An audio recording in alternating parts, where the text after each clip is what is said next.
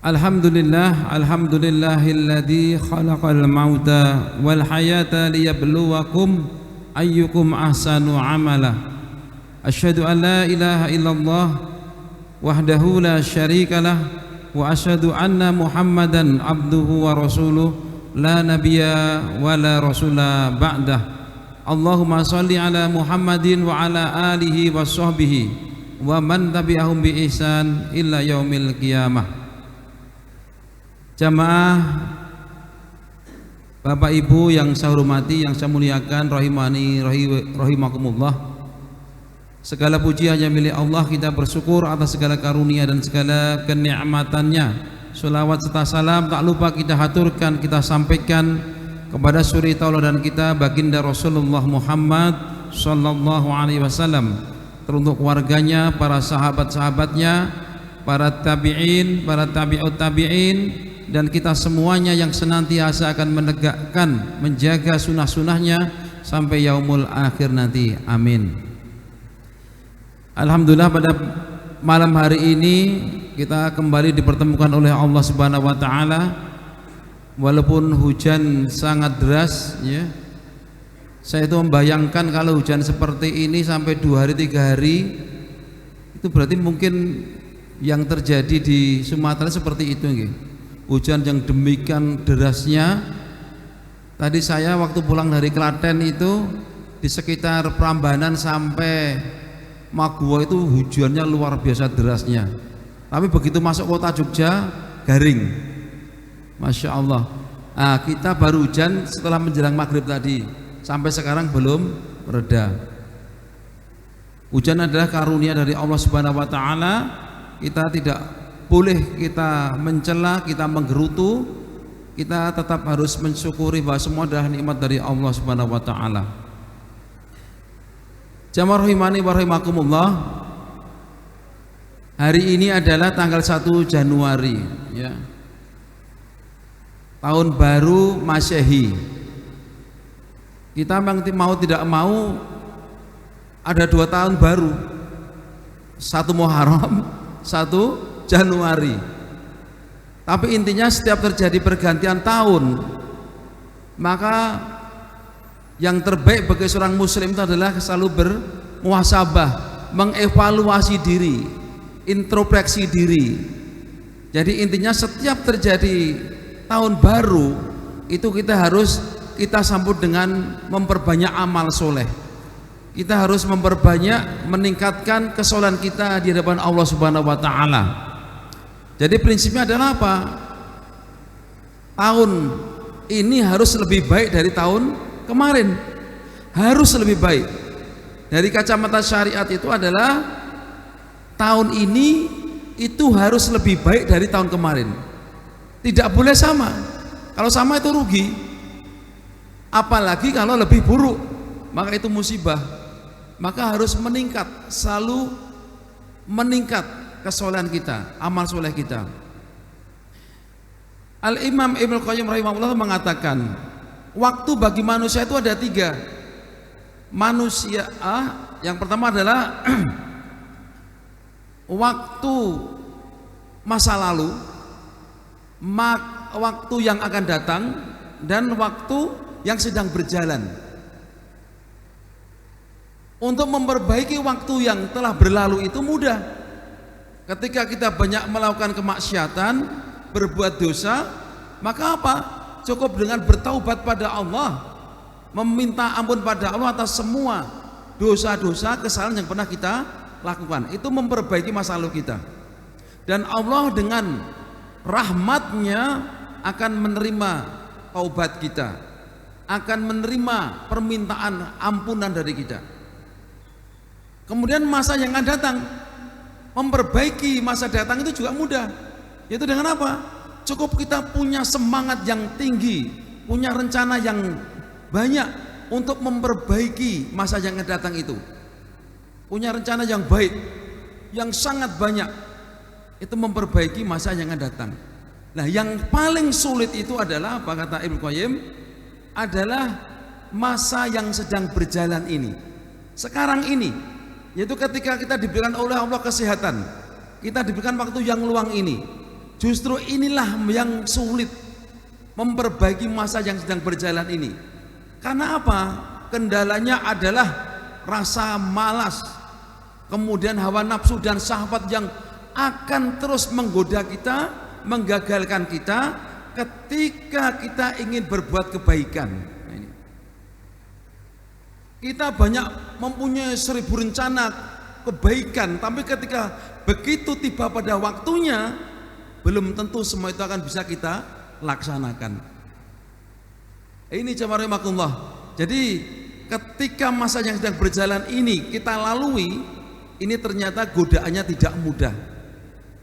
Contohnya saja mungkin kita punya tekad, ya punya tekad. Pokoknya aku ingin khatam, ya khatam dalam 1 bulan ini harus bisa khatam. Tapi ketika waktunya datang, belum tentu bukan.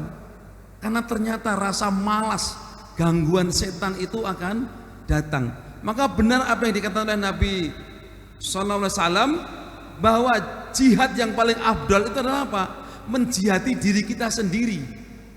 Yaitu apa? Dalam rangka untuk taat pada Allah Subhanahu wa Ta'ala. Ini jihad yang paling afdal. Karena ternyata untuk melaksanakan ketaatan itu ternyata tidak mudah. Bahkan nanti kadang kita untuk melakukan itu ada kata apa, kalimat nanti, mengko, engko se dan sebagainya. Ini jamaah rahimakumullah.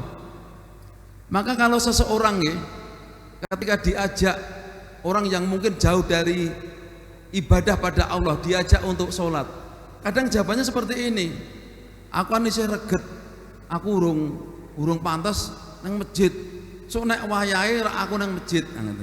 Ini sebenarnya jawaban siapa? Ini adalah bisikan setan yang membisikkan kalimat-kalimat isih reget, urung resik dan sebagainya ini. Ini jamaah rahimakumullah. Jadi kadang seperti itu. Kita menunda-nunda amal, nanti dan nanti. Padahal nanti ini adalah sesuatu yang betul-betul akan menjadikan kita itu tidak bisa melaksanakan ketaatan pada Allah Subhanahu wa Ta'ala. Ini. Maka setiap pergantian tahun, setiap pergantian mungkin tanggal kelahiran kita harus punya suatu konsep bahwa kita harus meningkat semua amal kebaikan kita. Nah, ini. Kalau mungkin tahun kemarin kita jarang sekali atau mungkin belum pernah sholat tahajud misalnya, maka tahun ini kita harus membiasakan diri untuk selalu bangun malam. Nah, ini.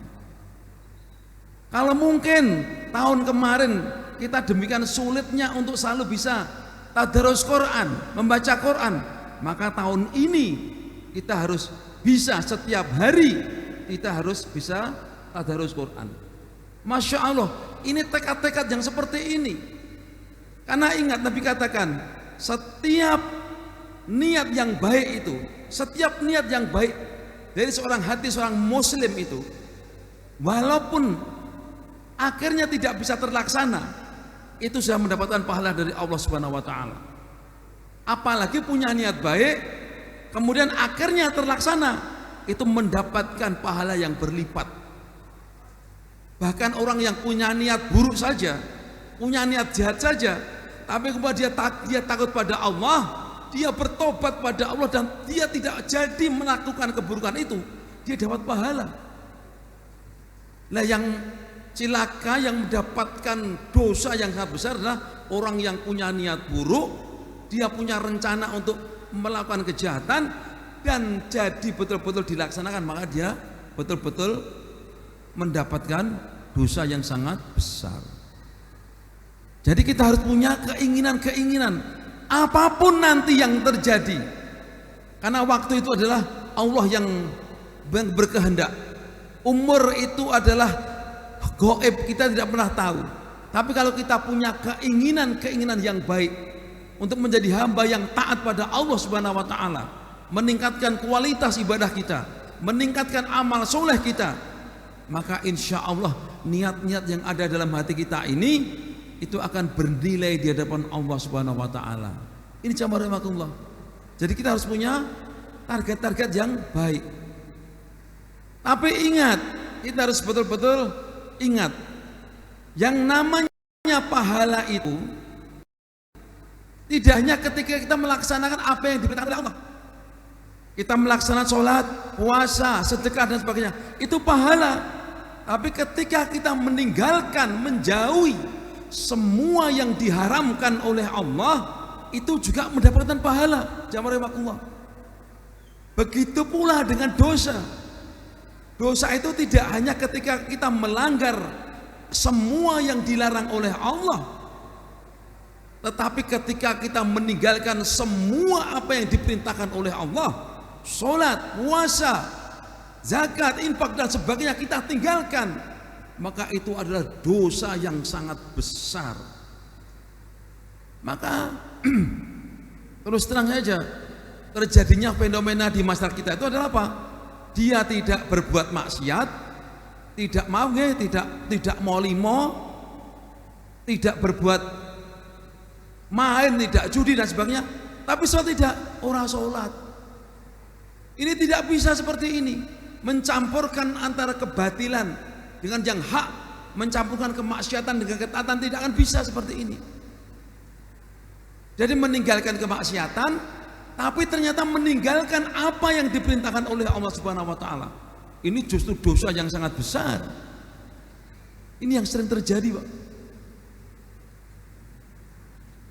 Termasuk di bulan puasa Ramadan besok. Ada orang yang berpuasa Ramadan sampai selesai, puasa Ramadan selesai, tapi sholat tidak. Iya, itu ada seperti ini. Lagi gimana seperti ini? Ternyata jamaah rahimakumullah, hakikat setiap amal kebaikan, semua ibadah-ibadah yang diperintahkan oleh Allah itu bisa dilaksanakan dengan hati yang bersih, hati yang suci. Nah ini. Jadi ternyata yang menahan seseorang untuk berbuat baik, untuk beribadah pada Allah, untuk melaksanakan ketaatan Allah, tapi begitu sulitnya dia untuk melakukan itu ternyata dosa-dosa yang ada pada dirinya itu demikian besarnya. Itu yang menghalangi sesungguhnya. Masya Allah.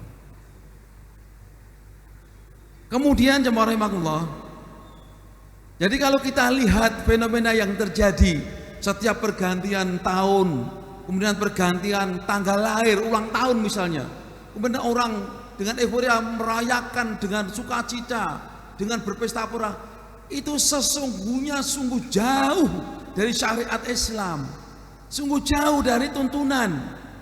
Karena apa? Tidak semestinya kita itu harus bersenang-senang di hari yang sesungguhnya kesempatan hidup kita, kesempatan untuk beramal semakin berkurang. Iya toh. Coba bayangkan, ada orang tua ya, kemudian dirayake ulang tahun nanggo kue tar, umurnya mungkin sudah 75 tahun, pakai lilin supon apa? Damu, ki opo? Betul. Umur yang barokah itu adalah umur yang dia semakin panjang, tapi kemudian amal kesolehannya itu semakin meningkat. Itu umur yang barokah. Maka Ibnu Abbas itu mengatakan salah satu surganya di dunia ini, salah satunya adalah umur yang barokah, yaitu umur yang semakin bertambah, tapi semakin tambah pula ketaatannya pada Allah Subhanahu wa taala.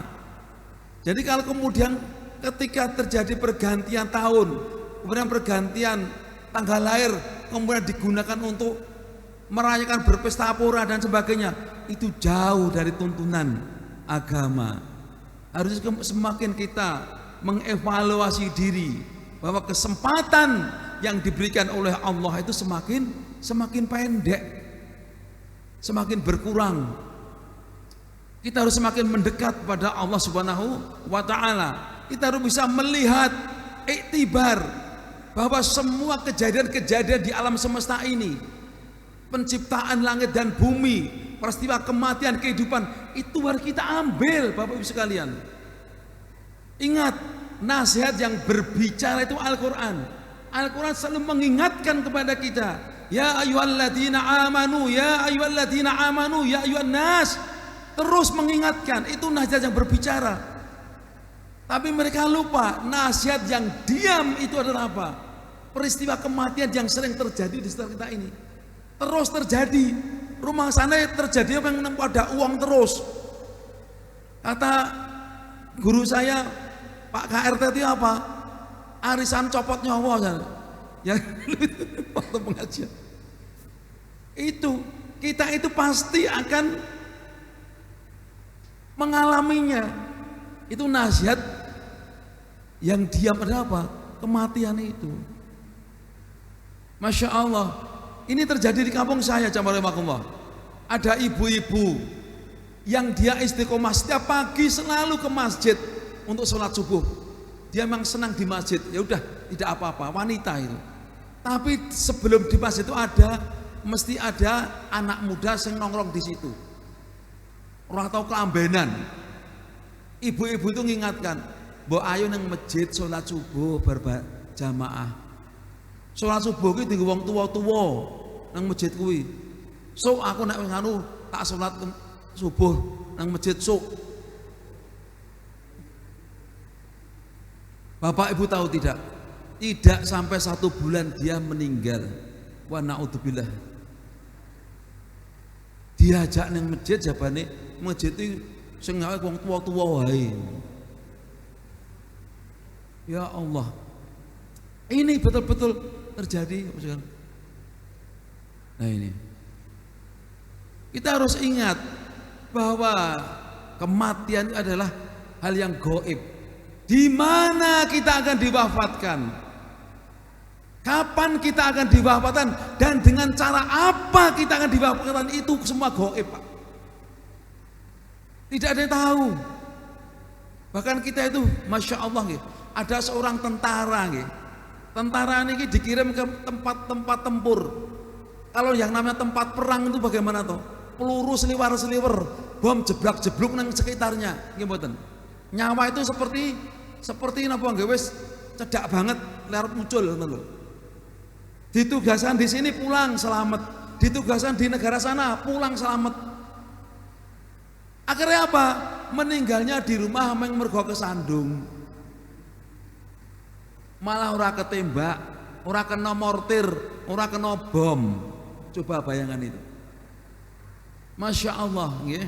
Jadi di mana, kapan, dan dengan cara apa Allah akan mewafatkan kita, itu semua gaib, Pak. Teman saya dulu itu, waktu Covid itu, Pak, itu udah masuk ruang isolasi pun, sing jenenge es mlebu nang ruang isolasi ngerti dhewe wis wong diculke. Biasanya maaf nggih, Bali yo innalillah. Itu betul. Dia itu katanya ketika di ruang isolasi niku, gentenan ledo meninggal jejer-jejer niku. Gentenan terus, Pak. Dia punya tekad yang luar biasa, Pak. Wah, aku pengen mari ngoten. Akhirnya betul.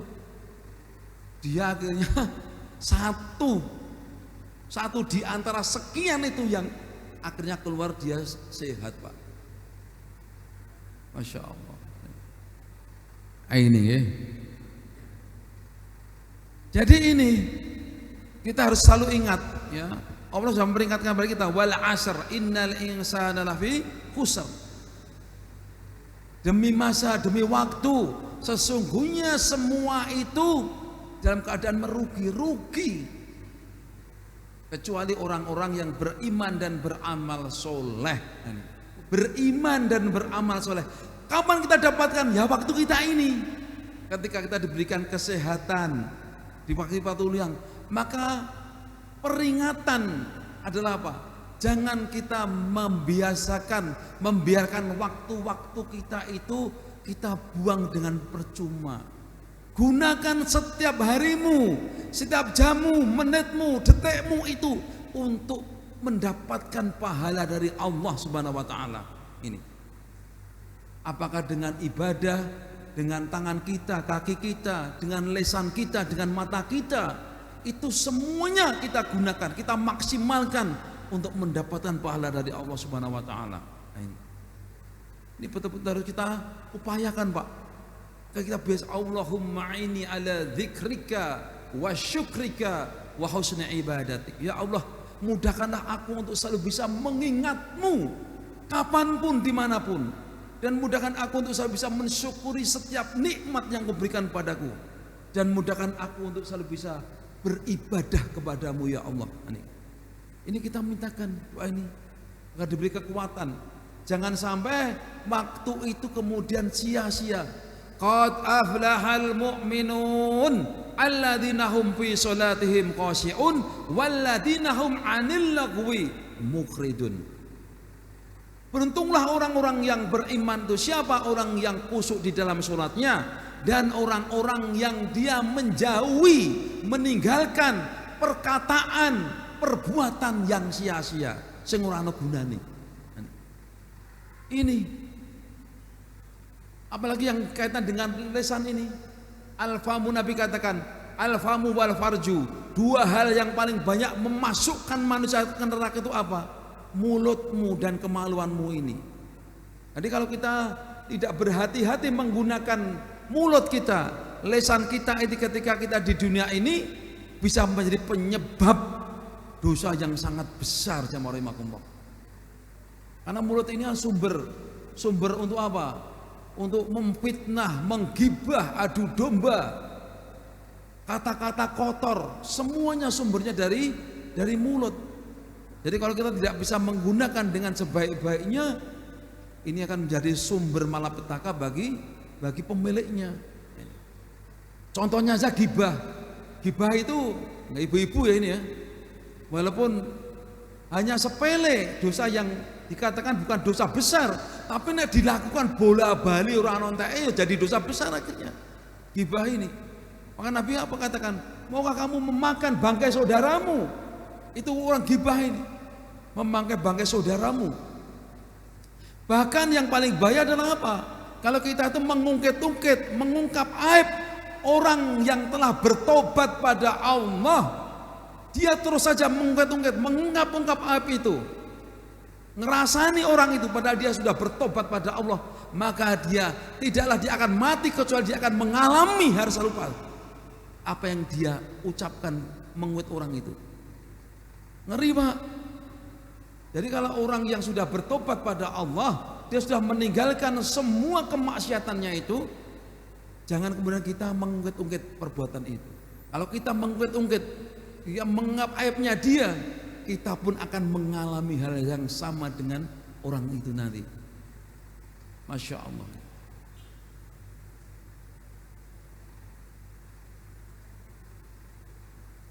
Kemudian jamaah rahimakumullah, sebenarnya saya itu ingin menyampaikan tentang masalah apa? Musibah, tapi ini kok kemudian tadi agak berbelok.